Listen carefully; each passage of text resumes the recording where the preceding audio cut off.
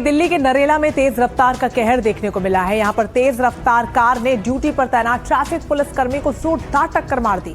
सड़क हादसे में ट्रैफिक पुलिसकर्मी की मौत की खबर है। मृतक ट्रैफिक पुलिसकर्मी की पहचान हेड कांस्टेबल अमित के रूप में हुई है।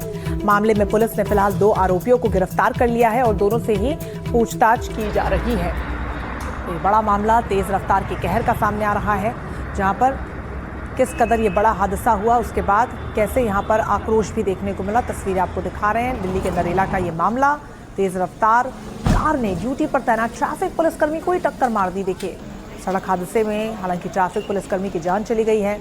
मृतक ट्रैफिक पुलिसकर्मी की जो पहचान है वो हेड कांस्टेबल अमित के रूप में हुई है। फिलहाल पुलिस ने 2 आरोपियों को गिरफ्तार इस पूरे मामले में किया है और दोनों से अब पूछताछ की जा रही है।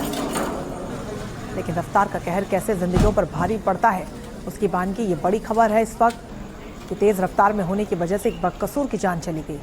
वो पुलिसकर्मी जो वहां पर मौजूद था, जो ट्रैफिक पुलिसकर्मी जिसका काम है ट्रैफिक को हैंडल करना, लेकिन बजाय उन नियमों के, उन निर्देशों के मानने के, कुछ लोग जो कानून को ताक पर रखते हैं तो इस तरीके से अपने वाहनों को चलाते हैं, किसी दिशा निर्देश को नहीं मानते, कोई गाइडलाइंस उनके लिए महत्वपूर्ण नहीं होती हैं और ना ही ट्रैफिक के नियमों को वो मानते हैं, सीधे तौर पर अनदेखा करते हैं।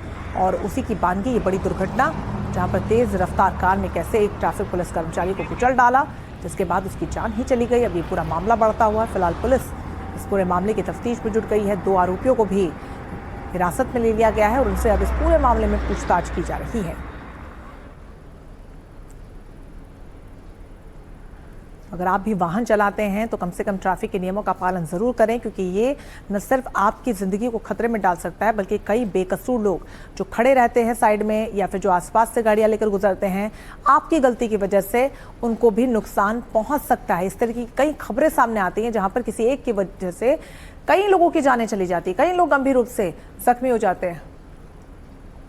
अकील जमील हमारे साथ जुड़ गए इस पूरी खबर पर ज्यादा जानकारी के साथ। अकील, ये बड़ी दुर्घटना सामने आ रही है, बेहद खौफनाक और दर्दनाक ये हादसा है। 2 आरोपी जिनको गिरफ्तार किया गया है, क्या ये वही है जो कार चला रहे थे और कार्रवाई कहां तक पहुंची इस पूरे मामले में?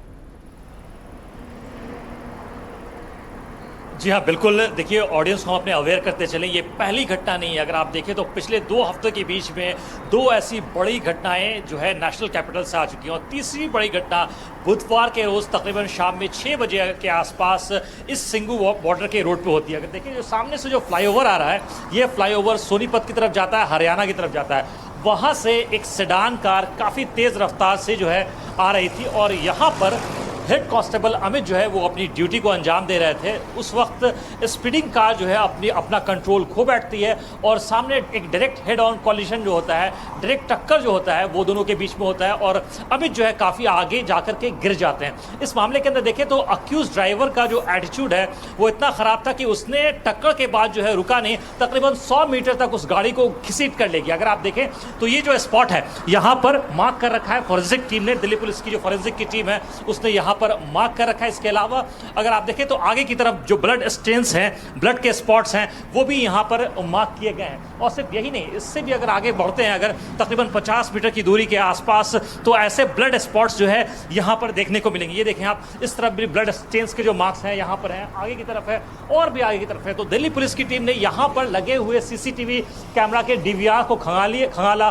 उसके बाद जो है उस व्हीकल का नंबर को आइडेंटिफाई किया। उसकी मदद से अक्यूज ड्राइवर को आज सुबह देखिए तकरीबन 10 मिनट पहले जो है इसमें अक्यूज ड्राइवर को और उसके साथ जो एक और शख्स बैठा था, बिल्कुल बहुत ज्यादा खतरनाक है। खासतौर पर दिल्ली NCR से जब अकेले मामले सामने आते हैं तो आपको सुरक्षा सिर्फ इस बात की नहीं बरतनी है कि आप खुद कैसे गाड़ी चलाते हैं, आपको ये भी देखना होगा कि आपके पास वाला कैसे चलाता है, क्योंकि बेकसूर लोगों की जाने जा रही है। बहुत शुक्रिया अकील आपका तमाम जानकारी के लिए।